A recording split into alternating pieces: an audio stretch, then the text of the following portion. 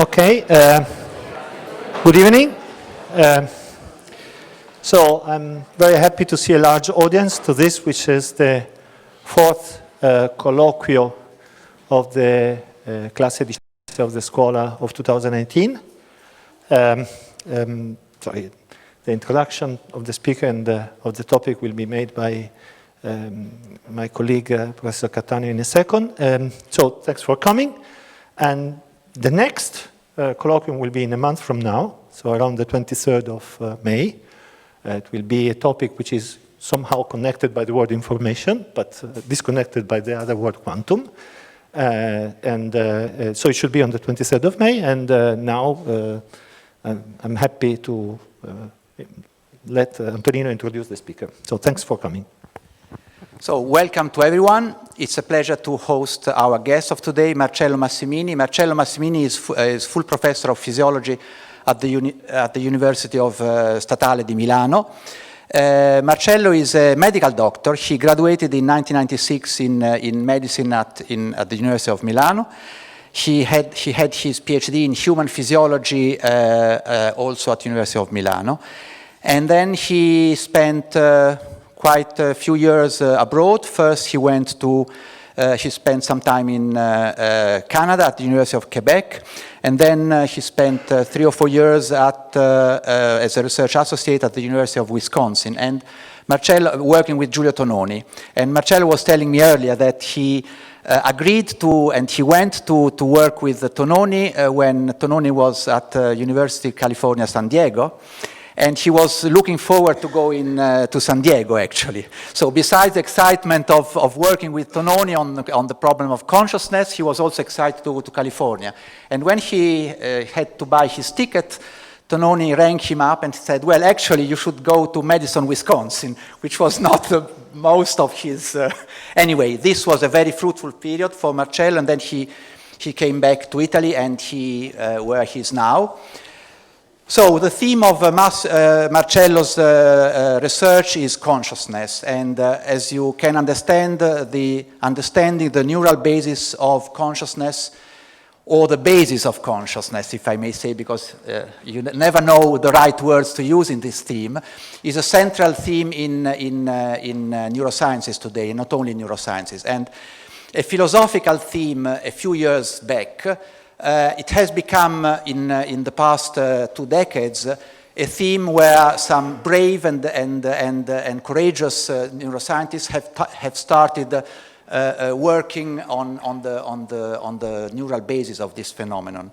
And as you can understand, this is a crucial theme, and Marcello has made some fundamental contributions to this topic.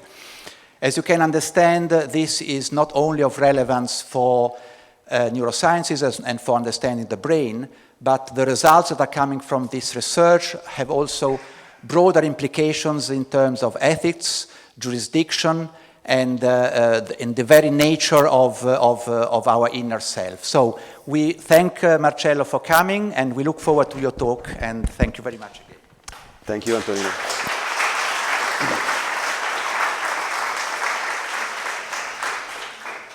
Thank you very much, Antonino, and everybody for inviting me here. I'm very honored, actually, to be in this fantastic place. And yeah, I agree. I wouldn't say neural correlates. I would say the physical substrate of consciousness in order to be more general. And actually, what I'm going to talk about is, describe an effort. Whether this is successful or not, we will see in the future. But at least it's a serious effort to try to measure something in the physical world out there that lets us infer about the presence of consciousness outside of ourselves. We know we're conscious. I know I'm conscious right now. I cannot doubt about it. But when it comes to deciding whether another person or maybe another being or maybe a machine is conscious, then it becomes complicated. You need measures. And this is the kind of adventure we try to dive into. And actually, it's always difficult to start a lecture on consciousness because you don't know where to start from. There's a philosophical perspective. There are so many ways of introducing the problem. And I would like to start with a very general, point about measuring. So this is my first introduction to the problem. That is, this graph that I'm borrowing actually from Christoph Koch and Giulio Tononi. I think it's a very interesting graph because it says basically how do we normally assess consciousness in the world around us. Take animals, the biological world. Well, normally what we do, but we do this also in patients, is we take intelligence, function, input-output relationships, and we take this as a proxy for the capacity for experience, that is consciousness. So basically, we normally say, well, a monkey behaves in a way that is complex, input-output relationships are complex, behavior, function is complex, and thus it is more conscious probably than a jellyfish. We don't have any problem in, killing a jellyfish. We have more problems with the monkey because we assume that the monkey is suffering more. And then this, along a scale, we assume this sort of relationship, direct relationship. Whether it's linear or not, it doesn't, But in general, this is the case. But this is not it's not watertight. Think about octopi. Think about parrots talking. When we go away from mammals, it becomes very complicated. But actually, the point I want to make, which is a little bit extreme, is that this is completely wrong. It can be completely wrong and very misleading. So this is the graph I was talking about. We have on the x-axis, we have intelligence, behavior, input-output, function, and we infer experience, consciousness from behavior. Okay, so why can this be so misleading? I'll give you an example, and especially this can be misleading and it has ethical consequences for the future. One, we are saving patients that only 50 years ago would have died. Patients surviving from coma, I will talk about this later, and these are patients that sometimes are completely disconnected from the outside world. Brain islands, one hemisphere, half hemisphere, we don't know, the back of the brain. But they might be completely disconnected. There is no behavior, no function, no input-output in these cases, but there might be consciousness. This is a clear dissociation. On the other end of the spectrum, as you know, we are also pushing, and especially in these years, very much on artificial intelligence, deep learning, machine learning. You know what's happening right now. So this is Watson from IBM. It can answer any question. Can win Jeopardy in the US. The TV show where you got questions and everything. It was able to, beat humans. And so this is function in terms of input-output. It's a powerful machine, and it's, behaving much better than any patient with brain injury. But is this conscious or not? It might score very low on the consciousness axis, but if we judge from function, intelligent behavior, then we can be misled, especially in the future when this machine might be connected to anthropomorphic robots. It might happen. It's just a matter of time. It will happen. So if this passed the Turing test, then we don't know. We can really, have problems because we can deny consciousness to systems who are conscious and attribute consciousness to systems that are unconscious. So I think that this is the first point. And it's a key thing that says, well, we need to find alternative ways that are independent on function, intelligence, and behavior to measure consciousness directly into physical systems. Then there is another way to introduce the problem, and this was the way it was introduced to me personally, that is the existential sort of consciousness way, but it's the same thing. It boils down to the same problem. And the way is, my case, for instance, medical school, 4th year, I was attending my first autopsy. You get to, examine different organs, the liver, the spleen, then you get the heart. Interesting organs, very, and then it comes to the brain and you're holding this, tofu-like jelly matter with borders, with a weight, and then you stop for a moment and you think that a universe, just like yours, dreams, everything, colors, memories, emotions, sadness, joy, was in that thing. That's crazy.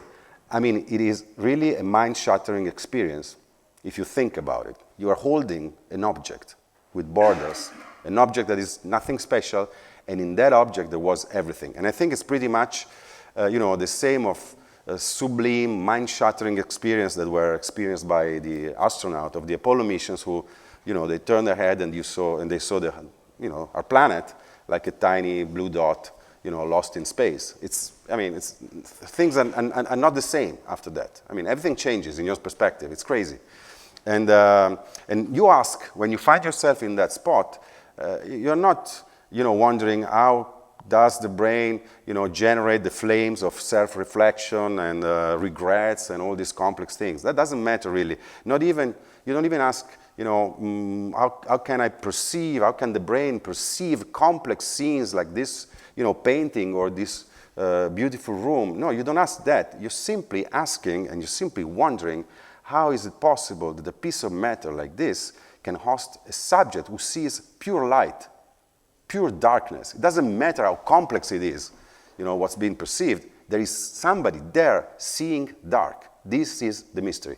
What is it special about this object that you can hold in your hand that is, 1 kilo and 400 grams, if so, and it's just like that. I mean, it's nothing really special if you hold it. So you ask, physically speaking, what's special in here? And this is the question, actually. Is there any special ingredient? Is it something that makes this object so special? Many philosophers, not all of them, but many, and also scientists would say, well, yeah, neuroscience is good, many things. We have explained so many things, but now, when it comes to experience, consciousness, you better stop. There is a heart problem. We won't be able to solve it. So this is a very nice sentence from Colin McGinn. We will never know how the water of the physical brain is turned into the wine of consciousness. There are many other, nice ways to say the same thing. We'll never know. We will not be able to connect the physical world to the world of experience. And this is a position that, you can hold. And you can also consider this position very humble and sort of, for once, scientists are holding back and say, well, I cannot go there. So it sounds good in a way, but in another way, it's not so good if you think about it. Because if you take and maintain this position, then you also need to be aware of what are the consequences of this. And one of the consequences is that if you, give up on understanding the mechanism of consciousness, you also put yourself in the position of not seeing consciousness in other people, starting from human beings. And this is ethically something that maybe we cannot afford. So now comes the clinical introduction to the problem. So there was the ethical measuring consciousness in the world. There is the existential question, and we all have, more or less. And then there is the clinical issue, and this is the most urgent issue. So this is a patient in a coma. Coma is a state similar to sleep, eyes closed, quiescence. The patient is not responding to stimuli, but it's different from sleep because you cannot even wake up the patient for strong, painful stimuli. This is the thing. This is coma. Coma is not a permanent state. Normally, it lasts for 2 weeks, 3 weeks, maybe, maximum. So when you read on a newspaper, emerges from coma after 3 years, it's wrong. It's always wrong. So coma, either you die or sooner or later, the patient opens his eyes, okay? 50 years ago, coma was the way to death, normally. Now, with artificial respiration, intensive care medicine, you can survive through the difficult phase of coma, where the brain is swelling, pushing down on the brainstem, so the brainstem, which is an ancient part of the brain controlling respiration, suffers, and you stop breathing, and basically there is a cardiorespiratory arrest. Now this doesn't happen necessarily. You can hold the breath, you can, do artificial ventilation, everything. So now it is often the case that brain injury patients, even with severe brain injury, they survive coma. And then at some point, if they don't go to brain death, they open their eyes. 2 weeks, 3 weeks, normally. That's what happens normally. And best case scenario is that the patient opens his eyes and talks, or maybe react to commands. Are you here? Squeeze my hand if you can hear me. Yeah, and the patient does this. No problem. Consciousness is there. You can see it. We don't doubt that the patient is conscious. We take it, as I don't doubt of, anybody else conscious. If I ask you, are you here? And you say, yes, I trust you. Worst case scenario. The patient opens his eyes, so wakefulness comes back. By the point of view of a neurologist, we measure wakefulness by eyes opening. It's like a master switch. The system is on, eyes opening, but consciousness does not come back. These patients remain unresponsive. Whatever you do, they don't react to anything. They don't show any sign of purposeful activity. And actually, vegetative state is now an old definition. Now these patients are called unresponsive wakefulness syndrome. which describes pretty well their state. They are awake, but they're completely unresponsive, and thus we assume they're unconscious, vegetative state or unresponsive wakefulness syndrome. Then things are even more complicated, because in 2002, another gray area was discovered, that is the minimally conscious state. That's in between. So those are patients, they open their eyes, they react to commands every once in a while. Maybe they track people in the room. That's the only thing they do.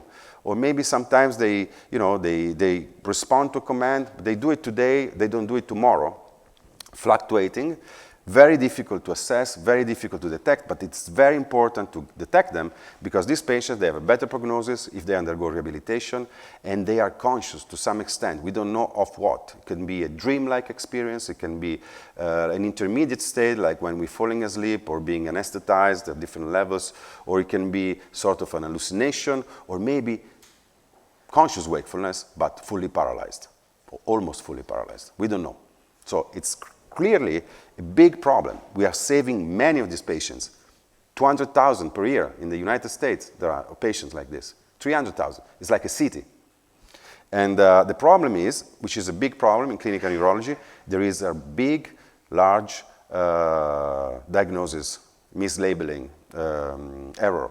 That is, 40% of these patients are wrongly diagnosed and labeled as unconscious. And this is, of course, an issue. So why do we make this mistake? Because we take the input-output approach for lack of better options. Because we don't know better, we consider the brain as a black box, and we work on input and output. We do this every day in the emergency room, intensive care. What we do is actually we stimulate the patient, we ask the patient to do things, and then we observe motor behavior. If we see motor behavior, fine, no problem. If we don't see motor behavior, we normally say, well, patient is unconscious, unresponsive, unconscious. But is it the case? So the first point, important point, is that the absence of the proof, that is the absence of motor responses to sensory stimulation, is not the proof of the absence of consciousness. Take the trivial example of a patient who's completely paralyzed. I mean, he would understand everything, he would want to do and to react, but he can't. It's like a stone. How do you let people know that you are conscious if you're paralyzed? Anesthesiologists, they have this problem. Every once in a while, actually 1 out of 1,000, there is an anesthesia awareness. So the patient is anesthetized, paralyzed with drugs in order to avoid muscle contraction and everything, and the patient regains consciousness, but he's fully paralyzed. He's artificially ventilated and completely paralyzed. And there's no way the patient can let the surgeon or the anesthesiologist know that he is conscious. It's not a good, I mean, it can be a traumatic experience, like post-traumatic stress disorder. But in patients, this can be a permanent condition. The anesthetized subject, after anesthesia awareness, he wakes up and he will be able to say, hey, look, I was there. I heard you talking about me. I was listening to the noise of the electronic, scalpel and everything, the smell of the surgery. But the patient? Classic example, locked-in syndrome. Locked-in syndrome is a trivial small lesion in the brainstem, so in the ventral pons, is this part of the brain where the fibers going from the cortex to the spinal cord are running in a bundle, very thin. And a small lesion is enough to cut all motor output. These patients are fully paralyzed, except for, sooner or later, they recover the ability. This is a thin channel. It's the third cranial nerves, which is above the lesion, which controls vertical eye movements and blinking, so they recover vertical eye movement and blinking. But nobody knows. I mean, actually, back then, 10 years ago, these patients were often misdiagnosed, and maybe a relative was noticing that these movements were not random. No? Because vegetative state patients are not just not moving. They have reflexive activity. They do a lot of things, but they're not reactive to stimuli. So it's very difficult to judge whether a movement is on purpose or it's just a random machinery, reflexes. So sometimes the relatives say, oh, no, but this is, I mean, can you hear me? If you hear me, do it twice, and the patient does it twice. And then, are you here? Is it true that your name is? And the patient, and then you have communication. It's a binary communication. It's very simple, but it's communication. Some people, and some patients were able to write beautiful books. I'm sure you know about the diving bell, the butterfly and the diving bell by Jean-Dominique Bauby. There was a movie also, very beautiful. And so sooner or later, they are able to use this channel to let you know. But also, unfortunately, there is a total, complete lock syndrome state. What do you do here? Very difficult. So you're buried into your skull, actually into your brain. On the other hand, you know, so motor output, they're not necessary for consciousness, so you can be conscious and fully paralyzed, but you can also be disconnected from the environment, from the sensory perspective, and still be aware. Say, this patient has a left hemispheric lesion, he would be completely aphasic, unable to understand commands. You can ask him to do anything you want. You won't understand. He's there, he's conscious, maybe he's in pain, maybe he wants to say something. He cannot speak, he cannot understand. So that's another case, another problem. And in general, you can have lesions to the nerves taking information from the outside to the center of the brain, so you can be disconnected. And you can be conscious and disconnected, both on the input and the output side. And you know, why do we know this? Above and beyond these dramatic cases of lesion, because we all dream every night. And when you dream, what happens is that you're fully conscious, vividly conscious, very intense, joyful, painful, scared. You're scared sometimes you're in a state of bliss, but you're fully disconnected. There is no, this state, this conscious universe that you experience when you dream, and it's strong consciousness, it is there irrespectively of input and output. There's no need for electrical impulses to flow into the brain or flow out of the brain. And indeed, we are disconnected by physiological mechanisms on the input side and also on the output side, because spinal motor neurons are inhibited during dreaming. So consciousness exists without input and output. And we keep measuring it based on input and output, although we know very well, from a first-person perspective, that it can exist regardless. This is the problem. And this is more serious now, because we have these brain islands who are possibly disconnected from the outside world. And we don't know what it feels like. So we are producing these brain islands, and then we don't have ways to assess them in terms of experience, the most precious thing that exists. So that's why, you know, there is an ethical need also, a moral obligation to discard the position, the skeptical position, say we'll never know, I mean, give up, stop here. No, we need to know. We need to find ways of measuring consciousness in the brain. Something, I mean, at least a capacity, a general capacity. When a physical system, when should I infer that the physical system is conscious and when not? We need to do better here. So this is the challenge. And that needs to be done independently of sensory input and motor outputs, of course. It's something, you know, it's a measure of the brain, of a physical system, properties of a physical system. It is not easy. I'll give you an example. I mean, this is it's almost a joke, but the first person who tried to measure consciousness is this person. He was a doctor from Massachusetts, Duncan McDougall, and he, this is a New York Times 1907 article. He also had a scientific article, and he wanted to measure what happens upon dying, when you die, assuming that in that very crucial moment something changes, and that's the weight of the soul. So what he did, he put people, terminal illness, people, tuberculosis, on a scale, on a very sensitive scale for the time, when they were about to die, and they died on the scale. And what is observed was that at that very moment, 21 grams were lost. You know the story. I mean, at least you know the number. And that was the weight of consciousness, the soul flying away at that very moment. So that was the first measure of something like the soul or consciousness. Well, of course, this was all wrong. I mean, methodologically flawed, completely wrong. Also, he had a control experiment where dogs were put on a scale while dying, and the dogs were not losing weight. And actually, since dogs were assumed to have no soul, that was the proof that that was the weight of the soul. But dogs just don't sweat. So they don't lose, they don't have this final sweating and loss of, water upon dying, as a later physiologist demonstrated afterwards. So this is an extreme brutal example is, of course, just more like a rhetorical point to say it is difficult anyways. Today we have incredible machines. We can measure anything, in the brain, but still it is easy to blunder and to make mistakes. Matter of fact, we still don't have a good measure. Take, here I could go on for 40 minutes saying, what we can measure and why it doesn't really work. Only two examples here instead. So this is a brain, and it's a brain scan. So when you see red, activity is increasing. When you see blue, activity is decreasing. At time 0, you have a seizure with loss of consciousness. Brain activity explodes. Now you recover consciousness. The patient recovers consciousness, and activity goes down. So normally, you would say, well, maybe consciousness depends on neuronal activity. Makes sense. And maybe the more neuronal activity I have in the brain, the more conscious I am. So a silent brain is unconscious. A brain that is very active is very conscious. A brain that is active so-and-so here and there, it's conscious, it's conscious in the middle, like this.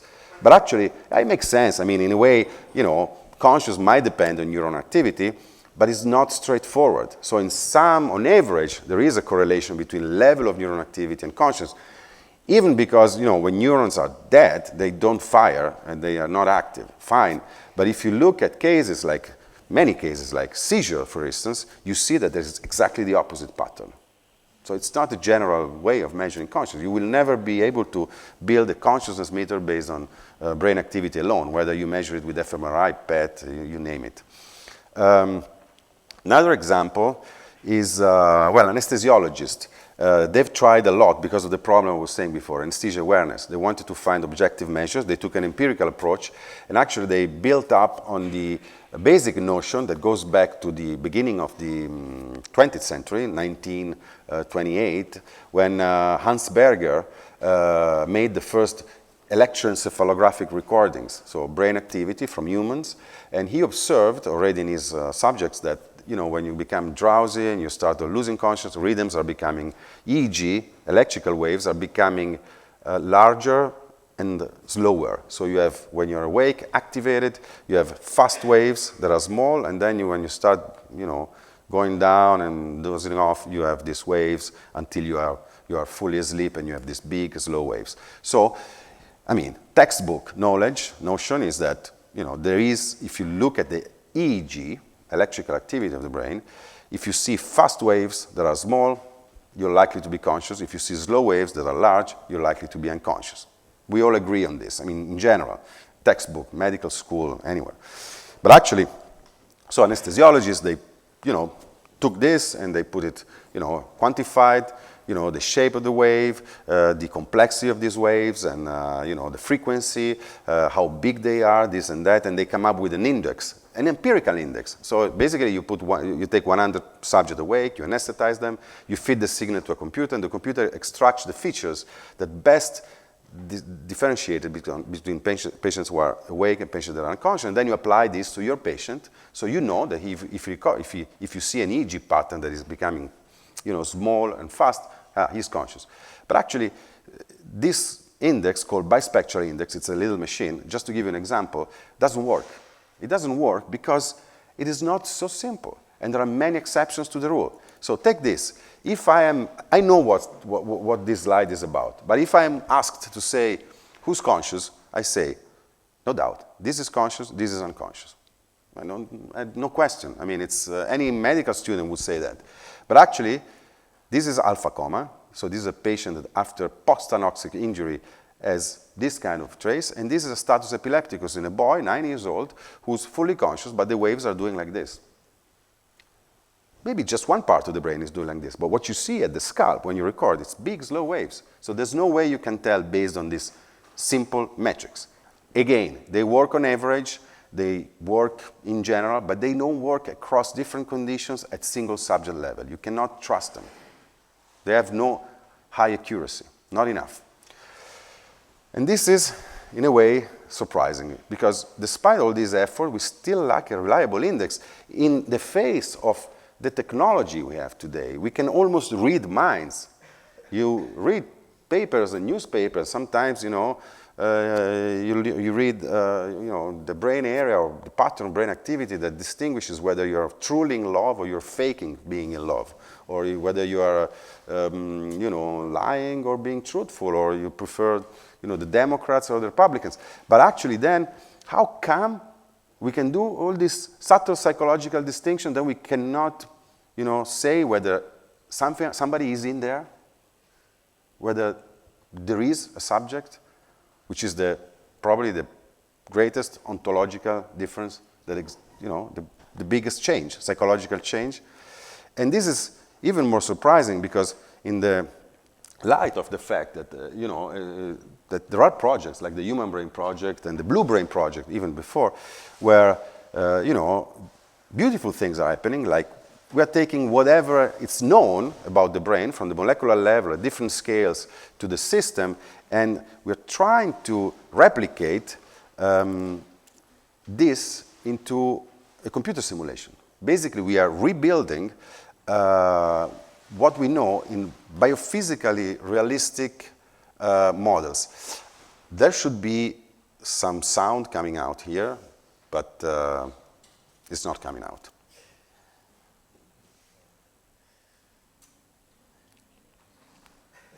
It was working before. Maybe you fix it. So you see, this is a little bit, these are neurons firing. You would hear also ta ta ta ta ta, like this. So these neurons are firing because all the rules are implemented there. Now these are only, a bunch of neurons. Now they can simulate tens of thousands of neurons, and soon the project is very ambitious, a mouse brain, and then maybe all the 100 billion neurons of a human. Simulated, perfect simulation. Fast forward 30 years, and then assume that we have this. And then imagine that, let's see if it works. No. Imagine that that you are proposed a strange, like a contract, and they say, okay, well, have you heard about uploading your brain on a computer? So it's becoming pretty, famous as a notion that, they propose you, okay, now just before you die, you have a bad diagnosis, you'll be anesthetized, they slice your brain, take pictures, everything, whatever, and then reconstruct and replicate your brain on a computer simulation. You will live forever. Actually, your neuronal activity will live forever and be simulated forever. Would you trust that? Would you give up 1 week of of biological life for this digital immortality? It's an open question. We could do a survey. But the point is, I, for instance, would say no right now. I wouldn't accept that, not because of moral, ethical. We can discuss about this. But actually, I wouldn't trust it anyways, because copying is one thing. Understanding is another thing. And if I'm not sure that things have been understood with a law, with a general mechanism, I cannot trust it. Who tells me that they are actually copying the neurons that are relevant the right way, or that consciousness is not in some, biological wet secret that it cannot be simulated, or that it's a scale that cannot be taken into account in a digital simulation? I wouldn't trust them, simply because, and I give you 2 examples why I don't trust them. Because of 2 things. In spite of all the things we know about the brain, we cannot answer 2 questions that are key. So, brain activity. Yes, you can simulate my brain activity, all the spikes of my brain, billions of spikes per hour or whatever that is. But you have to explain first why, when you fall asleep into deep non-REM sleep, consciousness fades completely, you cease to exist, you don't exist anymore, and neurons are still active. Look here. This is firing of cortical neurons during sleep. The brain does not shut down. It's actually pretty active, sometimes more active than wakefulness. Why is that? I don't trust you. You can replicate my brain activity, but if you don't explain that, I won't trust you. Second, which is even more, I think, extreme, is take what's in our head and divide it in the thalamocortical system, which is the cortex, and the thalamus, which is a deep structure, pretty much around here, and then take the cerebellum. You'd be surprised, unless you know that the cerebellum, which is smaller in volume has many more neurons than the cerebral cortex. It's very big in numbers.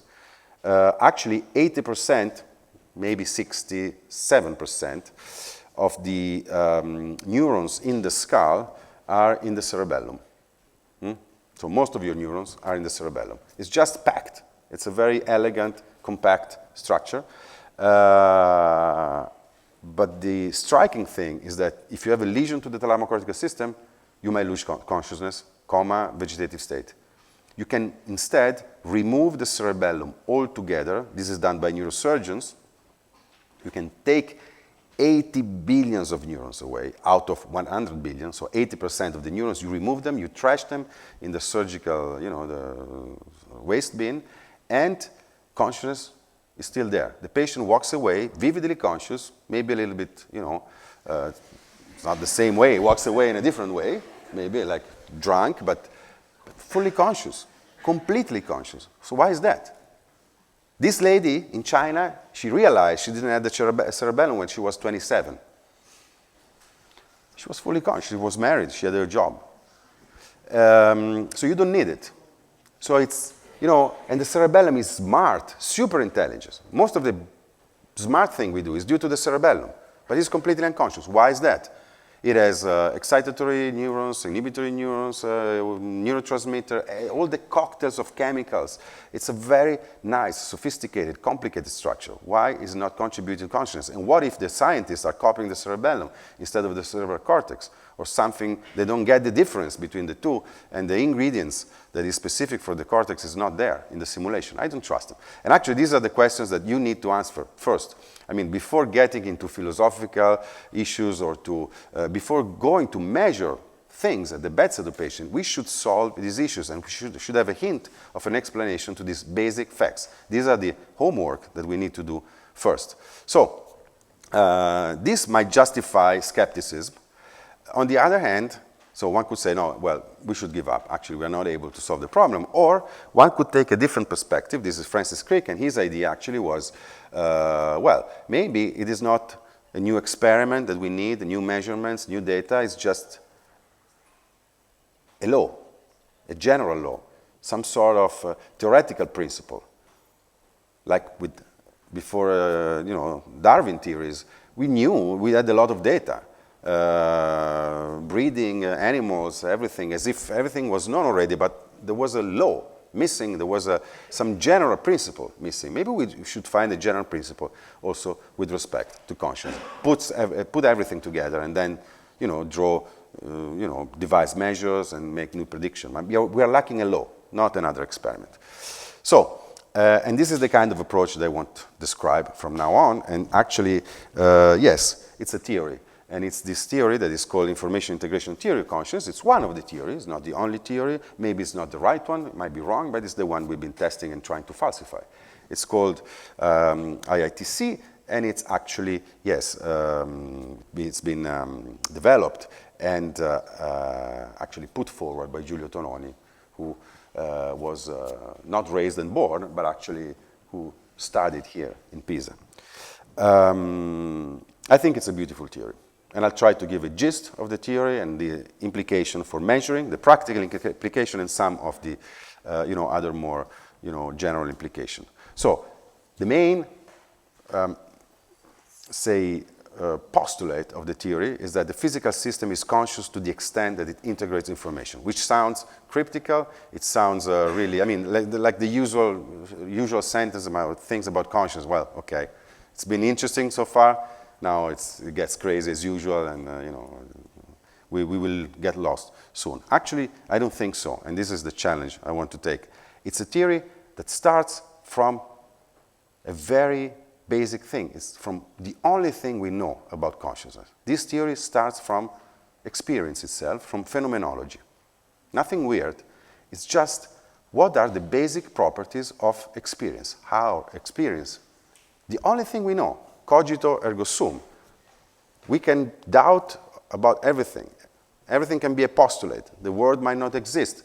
What I know for certain is I'm here, and that my being here has a certain structure, as I know it, as I can explore it right now. And the basic properties of this structure of experience are two. according to the theory. I'm simplifying a little bit. Highly informative, highly integrated. And they are so, bound to our experience that we don't even notice them because it's the day-to-day, second-by-second flow of experience. It's like this, so we don't pay attention. So 2 little experiments in order to, explain what is information and what is integration in our consciousness and for the theory. First experiment, we are sitting in a room like this, actually just, you're alone with a photodiode on your side, like a simple resistance that is sensitive to light. Photodiode is able to signal the presence of light and darkness. You can do the same. So they tell you, okay, from now on, we will turn off and on the light in the room, and you'll say whether there is light and dark. A very simple task.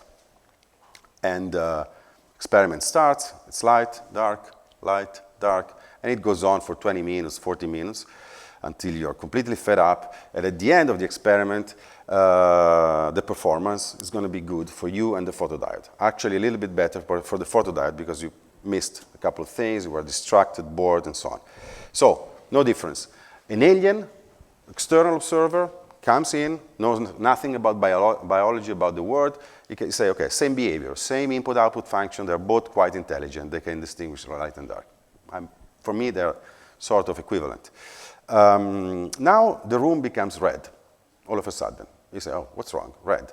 Then half red, half blue. Then something familiar to me, maybe less to you, then something else, then animals that I know, animals that I've never seen actually, but they exist in the depth of the sea, and then some animals that don't even exist, and you can have all possible combination of animals in all possible positions, in all possible environments, and all the people of the world, the ones that lived in the past, the one who will live in the future, dressed in different ways, billions of people, faces, speaking different languages, saying different things, and then all the paintings, and then all the frames of the movies that have been produced, and including Bollywood, billions of frames. I could go on forever, for 10,000 lives, and for each of these, you would enter a different state, right? And your brain would enter a different state. Every fraction of a second I show something, you enter a different state. Now, what about the photodiode? This is a key difference, but you don't know if you're an alien and look at the light-dark experiment. When the photodiode is ruling out light and saying dark, when he says dark, he only ruled out light. One thing, one other alternative state. When you say dark, that fraction of a second, even if it's dark is the simplest thing, we tend to associate dark to no information. There is nothing there. Actually, dark rules out countless alternative possibilities. And this is pure information. Information is the logarithm of the alternative possibility. The more possibility, the alternative possibility, the higher the information. When you toss a coin, it's 1 bit. When you throw dice, it's 2.6, more or less. And what about the brain? The brain is not a coin, it's not a dice, it's diamond. It's a diamond with billions of faces. So there must be a richness of internal mechanisms so that the brain, in a fraction of a second, 200 milliseconds, can enter one specific state, very different from any other countless state, very specific, out of billions of other states. And this is information, which means physical differentiations in the system, much more than a photodiode. Okay, this is information. Now, the experiment becomes a little bit complicated. Instead of the photodiode, you have a camera, the sensor of a camera, which is 1 million photodiode, an array.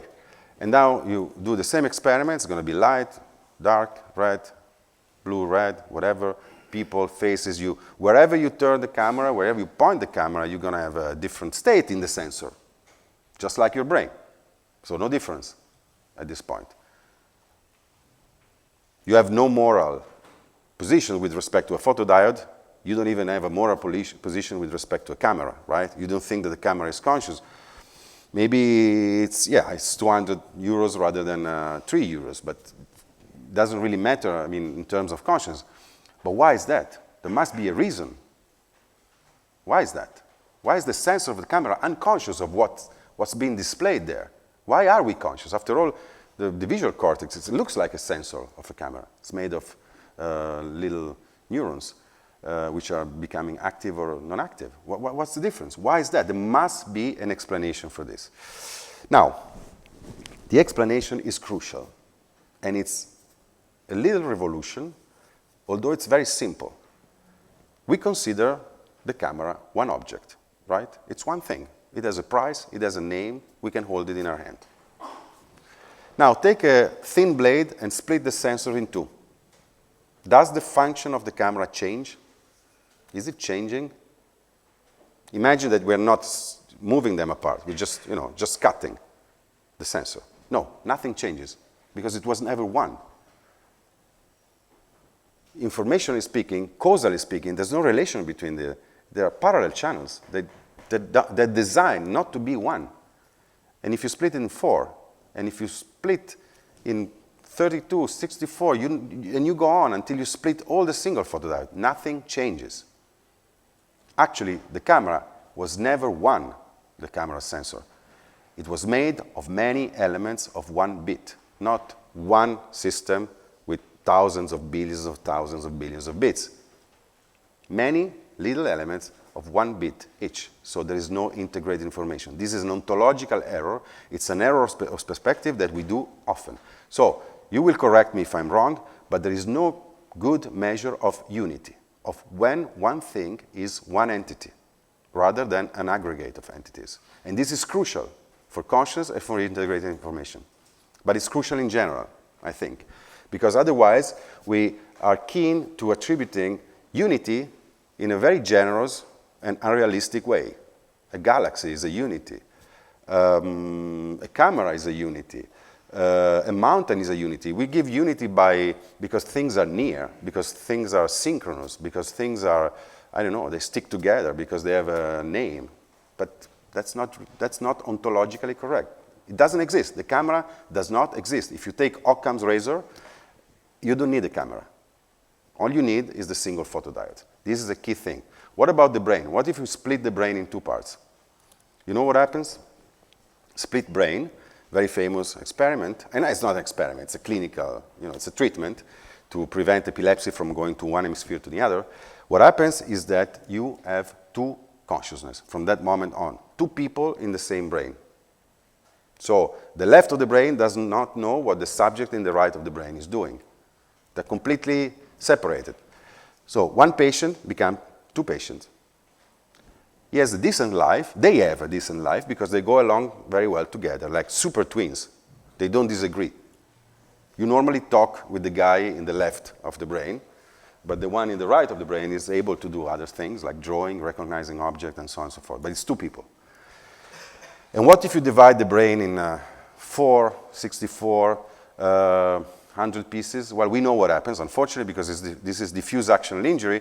When you have like a car accident and you have a deceleration from 100 kilometers per second, per hour to 0, in a fraction of a second, you have this acceleration, and the brain has different densities between the gray matter and the white matter, and they move, and you cut all the connections. What happens? Consciousness is lost. So if you split the brain in two, it's two consciousness. Maybe if you split it in 4, it's 4, but then there is a critical point where you split it and consciousness is completely lost. So it makes a difference because the brain is one. It's really one. Actually, the thalamocortical system is one. And when it enters one of the trillions of states, it does so as one single piece. How do we know that? We know it from phenomenology. You will not ever be able to see consciously at the same time the vase and the two profiles, for instance. When the brain enters one state, it enters one state as a whole. It cannot have two states because it's one machine in that very moment. You cannot unless you split the brain. You divide it in two. So this is the thing. This is phenomenology. The postulate is that you need to measure this very unlikely, improbable, difficult balance between unity and diversity, between integration and information in a physical system. We call it, henceforth, complexity. It's very difficult. It's very difficult at a political level between, anarchy and, dictatorship, in a social domain between globalization and ghettos. And it's also even more so difficult in physical systems. Very difficult to build physical systems that hold together, but they're not homogeneous.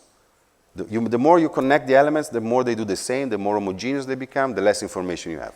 The more you make them independent, the more differentiated they are, but then they split. They don't interact anymore, and they're not one, ontologically speaking. So it's very difficult. It's a difficult balance. Also, when you use a simple system, it's difficult to build them with a computer. And, but it's useful as a concept. Take the cerebellum. Now we have a clue. What do we do?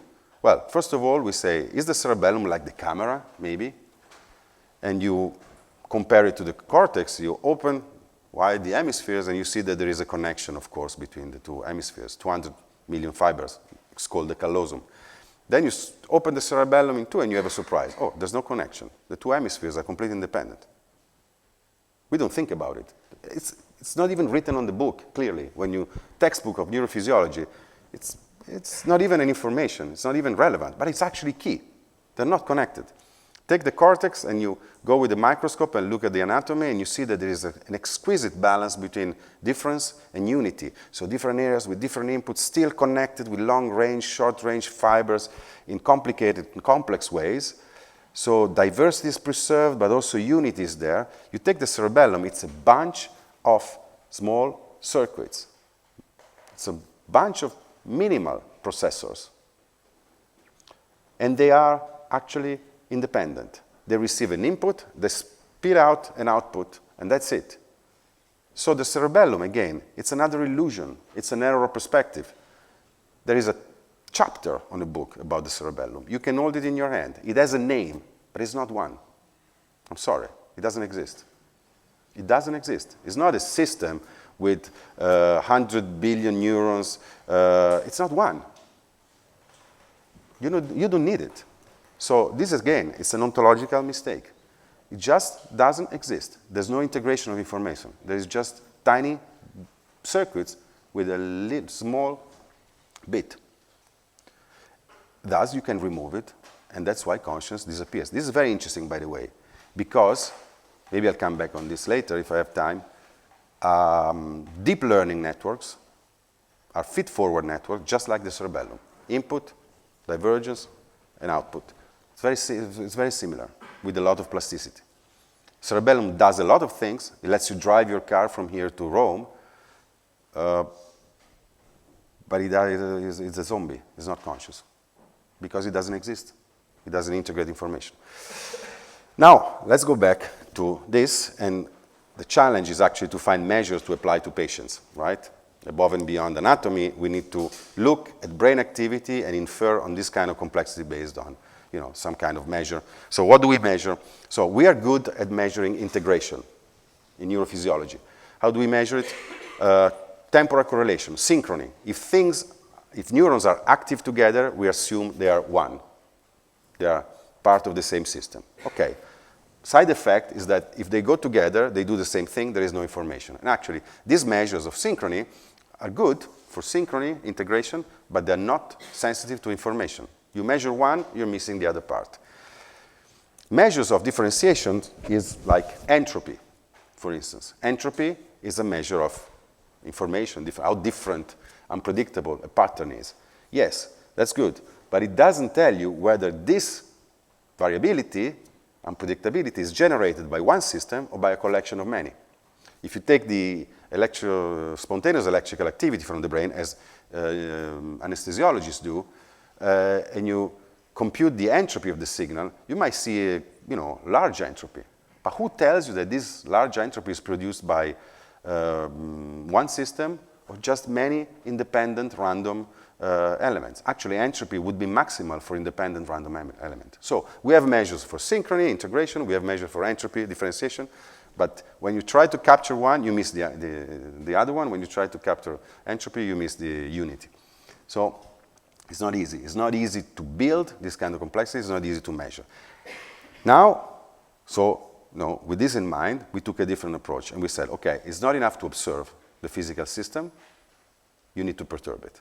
And the reason is that the approach would be to perturb the system and measure the response of the system. And the rationale is quite simple, because if you do see so in a system that is causally independent, take the camera or the cerebellum, you would have a local response, because there's no global interaction. It's not one. And you know it by a causal perspective, not correlational. So you have this kind of responses, say, some elements responding, the rest remain silent. If you do this in a system that is on the other end of the spectrum, that is fully integrated but homogeneous, you will have a large, big response, but very simple, stereotypical, all or none, this kind of thing. Only if the system strikes a balance between unity and diversity, then you're going to have something that is global, but difficult to describe, complicated. Because different elements are reacting with different properties at different times, and they all interact. And this is all by a causal perspective. And actually, our effort was to perform this kind of measure of complexity, of this balance between unity and diversity, by a causal perspective, independently of input and output, directly in the brain. So that's what we needed to do. This is very difficult from the other correlates of consciousness that have been devised so far. It's more like, actually, it's directly inspired to the theory, by the theory. It's the amount of information generated through causal interactions within one system that is integrated. Now, in practice, so we try to measure this kind of complexities, like measuring, the music of an orchestra. You start an instrument, if they play together with different, lines and different, sort of partitions, then you have this complex music. We try to do the same in the brain, metaphorically speaking. How do we do this? In a very coarse manner for the moment. That is, by perturbing directly the cortex, which is relevant for consciousness, so we bypass sensory input, motor output that are not necessary, with transcranial magnetic stimulation, and then we measure the music, the echo produced by the system to this perturbation with electroencephalography. So this is the kind of system we decided to use to approximate this theoretical measure of complexity. Now I'm asking Tonino a question. I think I'm running a little bit late, but not too much. Not so. Do I have room to go for a? Kept us waiting. Are you okay if I go on like another 15 minutes? Say, we started later than. Anyways.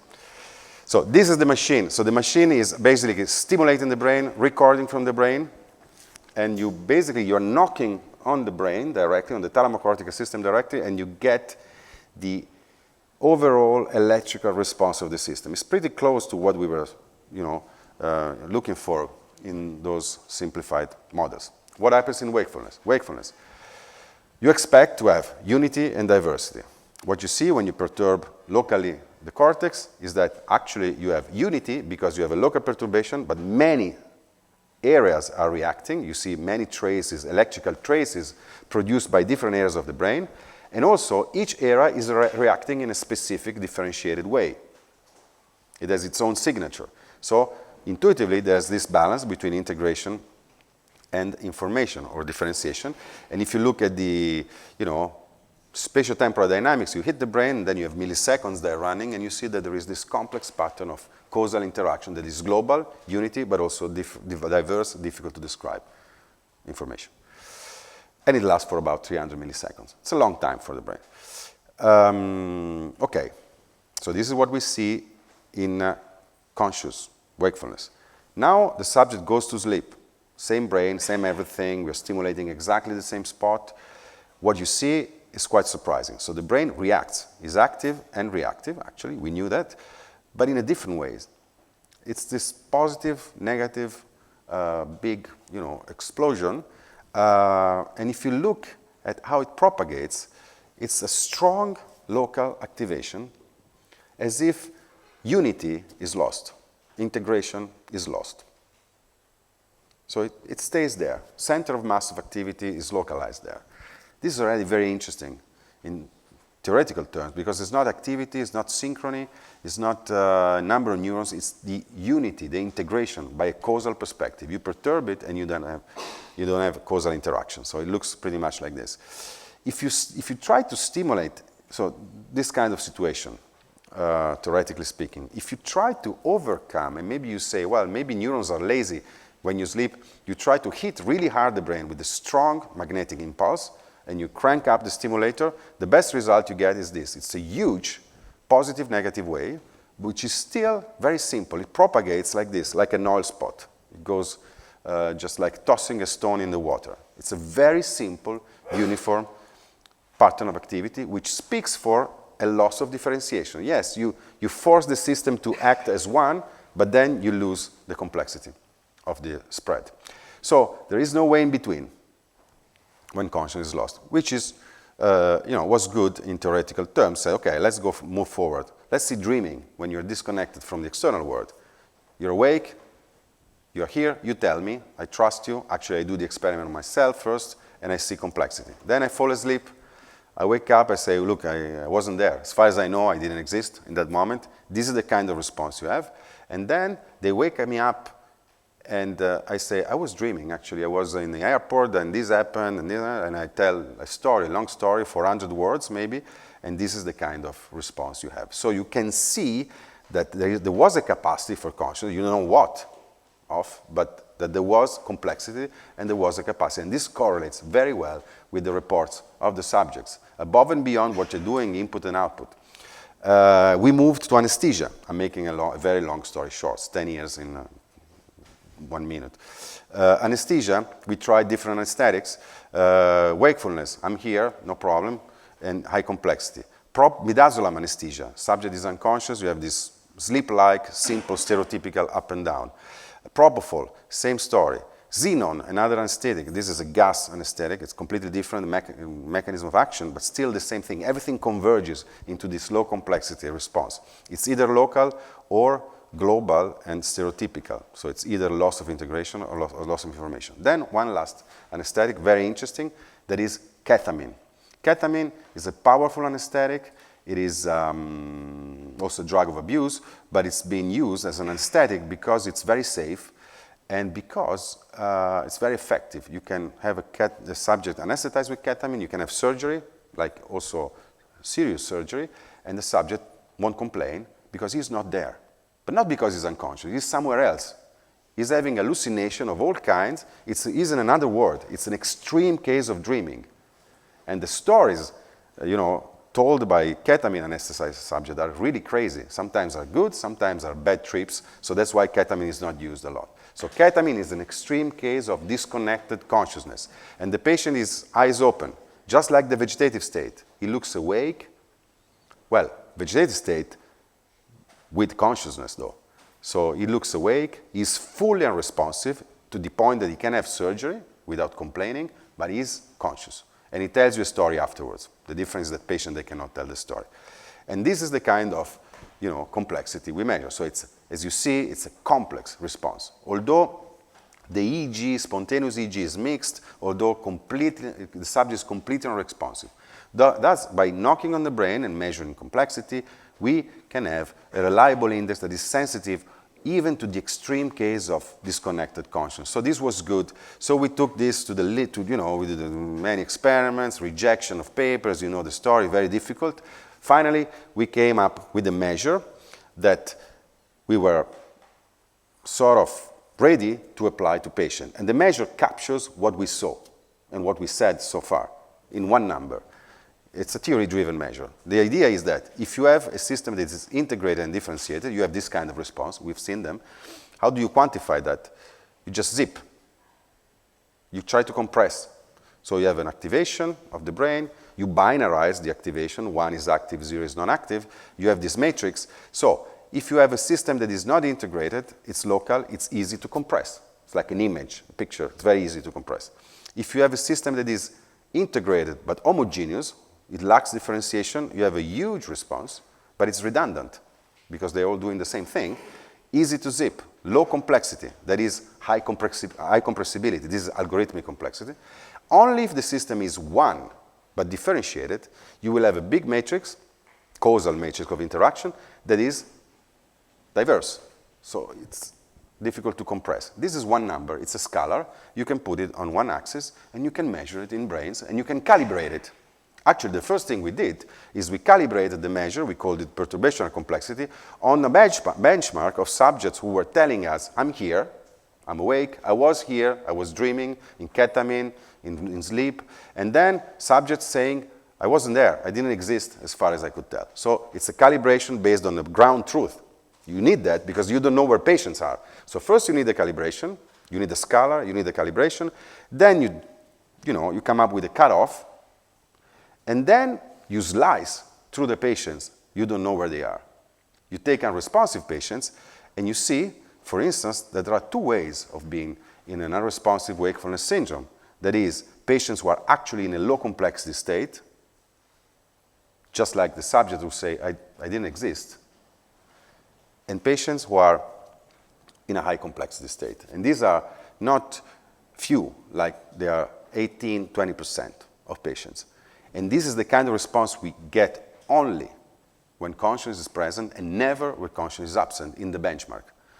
And we know that consciousness can be present but disconnected, so we need to pay attention to these patients. So these are, according to the calibration, the measurement, the theory and everything, patients who are actually conscious but disconnected. Conscious cortical islands. And we have to treat them as such. And actually, if you look at recovery in this patient, they are much more likely to recover. But they're not recovering consciousness. They're recovering the way, the input and the output to express that they were conscious, most likely. But this is a different story. So this is a very important, part of the story with ethical implications. So you need to use brain-machine interface and do your best to implement communication. They don't have a problem with consciousness. They just are unable to express it and to communicate with the outside world. This is a different story, although they are under the label of the vegetative state. These are low complexity patients. And this is, again, very interesting. This would be another talk, why some patients are stuck in a low complexity state, even though their brain is sort of structurally there in large part. So I would just want to say one word about this. This is a patient in a vegetative state. You see cortical island, metabolically active, local response, low complexity, and then for some reason, after a few weeks, he recovers. Structure being equal. There must be something by which complexity recovers. The way neurons are working is not the structure, it's the function, the way neurons, there are many nonlinear features in neurons, and maybe you go above threshold and complexity, which is a matter of criticality, comes back. We need to understand what happens here. This is a complicated story. We are addressing, obviously, the mechanism of loss and recovery of complexity. And I tell you, it's very interesting. We are using intracranial, extracranial recordings in patients, just to give you the flavor of it, complexity can collapse and recover because of details of how neurons are functioning. Too much inhibition, critical level of opening of potassium channels, stupid things, and complexity collapses. And actually, when we fall asleep, complexity collapses. The thing is that it recovers, when we wake up. We give it for granted, but, it's a fact that it's a matter of threshold. So this is one part of the story. Implication number one, very practical. Detecting patients who are completely locked in. This is the safety coffin of the Victorian age, where people were afraid to be buried in, and so they were renting these complicated coffins with signaling, bells, whistles, and things. And they woke up actually in one of these devices, as far as I know, but they were sort of, they were rented at the time. Now the risk is true because you can be a cortical island, a thalamocortical island, big thalamocortical island in your brain, and you need to find ways to let them know that they exist.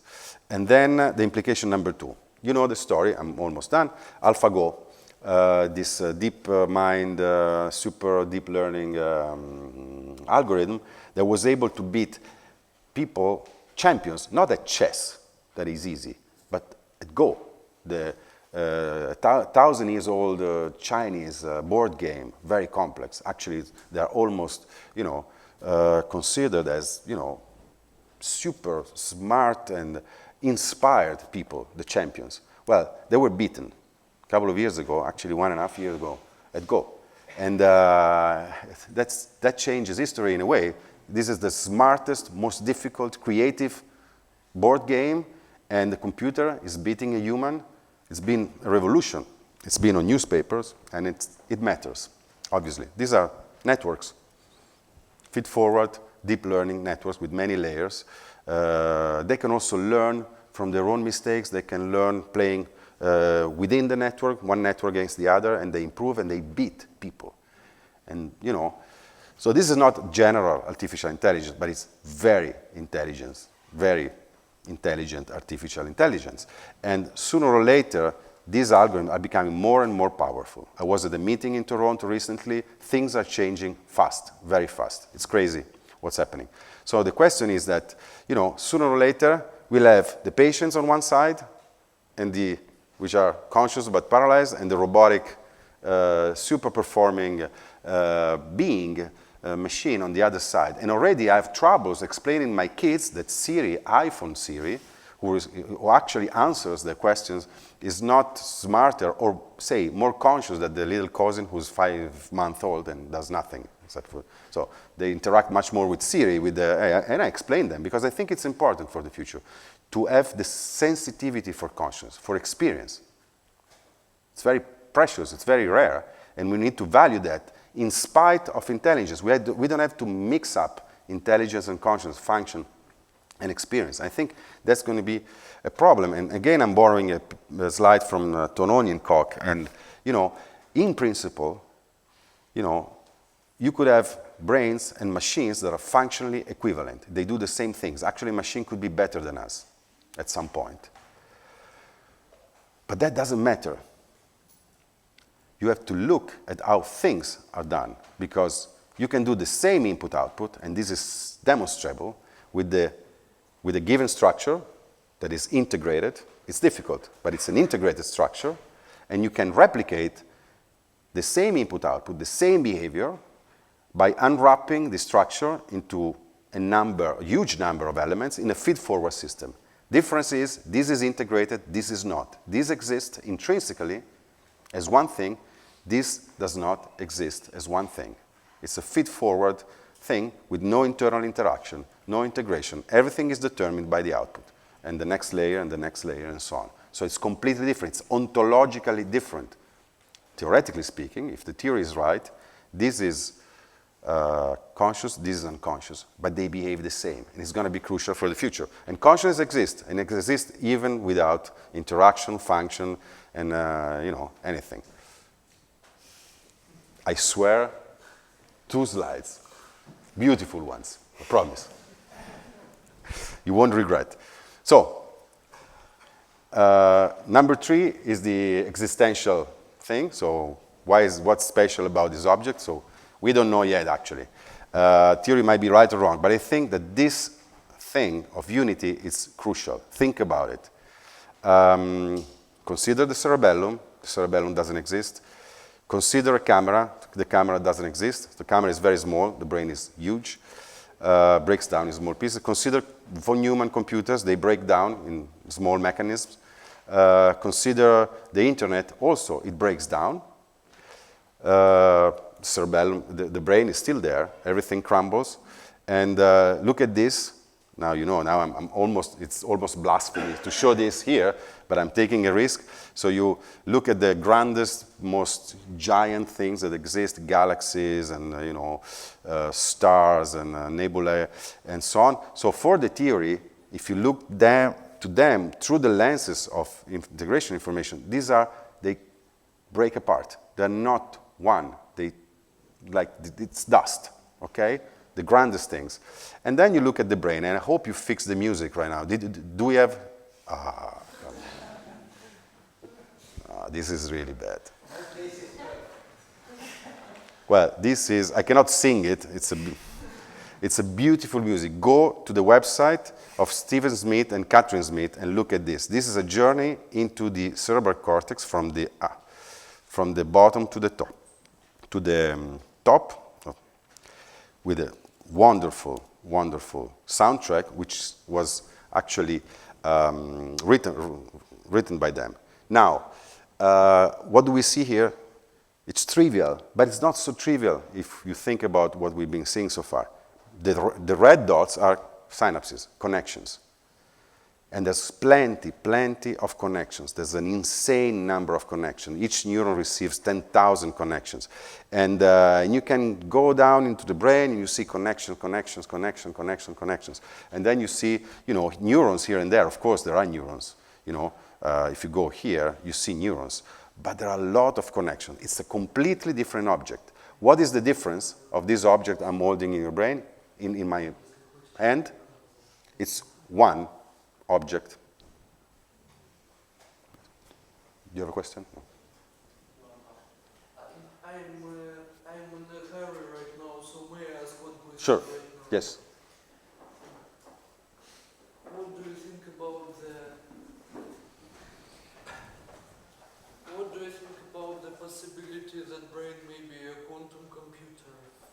I know there have been recent developments in this area. The Q-Brain project. Yes. So, yes, I'll finish. I'll come back to this one. But because it's a big question. Let me finish here. Normally this is the poetic part of my talk. It's completely screwed up, but try to. There's no music. There's no. Anyways, the thing is, look at this object. It's one. It is one. It's trivial. It is designed to be one thing. It is not trivial if you think about the other objects. They're not. So what is the consequence? The almost, I would say, ontological, philosophical, or even simple-minded conclusion? It's the largest thing that exists. Put simply. Maybe at some point we will be able to measure that, above and beyond patient and everything, that's the largest object. In terms of diversity in a unity, in terms of existence, intrinsic existence. All the rest exists intrinsically or minimally because they're very small. And the thalamocortical system is huge, not only of humans, maybe. And this is what actually Emily Dickinson, and she's the real poet, said already. This is a very popular, among neuroscientists, this poem. I don't know if you can read it, but you probably know it. It says, and these are the only last words I say, il cervello è più esteso del cielo, perché mettili fianco a fianco, l'uno l'altro conterrà, con facilità e te in aggiunta. Il cervello è più profondo del mare, perché tienili azzurro contro azzurro, l'uno l'altro assorbirà come le spugne i secchi assorbono. Il cervello ha giusto il peso di Dio, perché soppesali libra per libra ed essi differiranno, se differiranno, come la sillaba dal suono. Se un giorno arriveremo a dimostrare questo, non lo sappiamo, però mi sembra una prospettiva interessante che ha delle ricadute pratiche e che ha, secondo me, anche un sapore esistenziale, tutto sommato positivo, cioè non è riduzionista oltretutto. Vi ringrazio.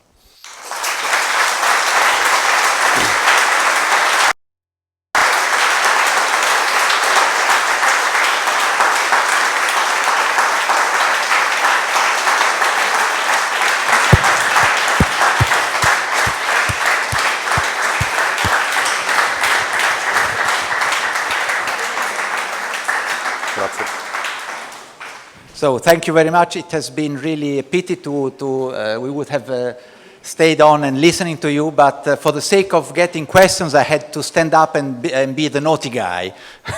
So I'm sure there are lots of questions. Chi comincia?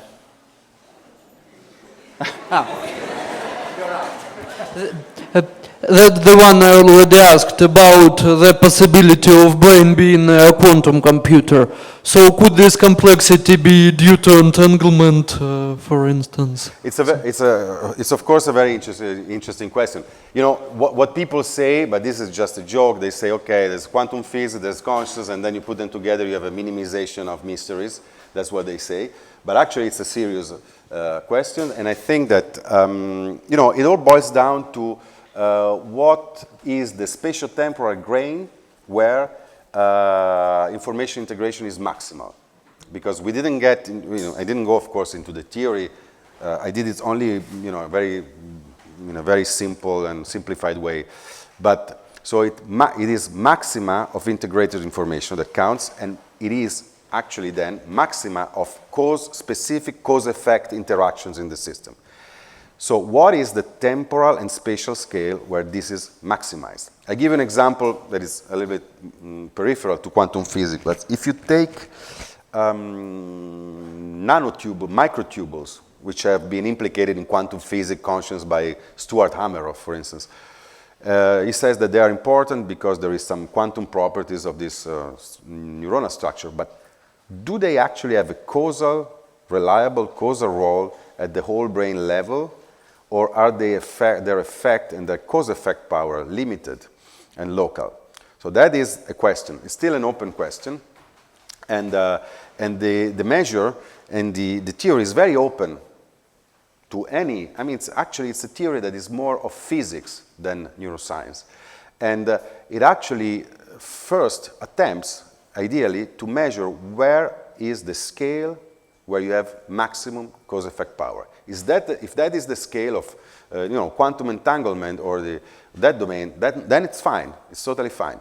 In the brain, trivially speaking, I mean, is it the scale of microseconds or the scale of minutes or the scale of hundreds of milliseconds? Well, I would say it is not the scale of milliseconds, because in a millisecond, there's no time for causal interactions. I would say that it's not the time of seconds, because by 3 seconds, what the neuron has been doing on another neuron is already sort of lost in the sea of stochastic spontaneous activity. It's more likely the time of hundreds of milliseconds that, according to synaptic delays and conduction times, is the time where you can actually have strong, stable, reliable interactions on the scale of the brain. And actually, maybe it's by chance, but the time scale of consciousness is a few hundred milliseconds. So phenomenology, matches the maximization, temporal maximization of information integration. On the spatial scale, I don't know, but it's something that would need to be evaluated, of course. The theory should develop measures and apply measures at different spatial-temporal scales. So, thank you. Given the time that if there is no burning question now, we have a small refreshment now, and Marcello will be. So everybody is welcome to approach the speaker and directly ask the question. So I thank again very, very much for your talk, and thank you the audience for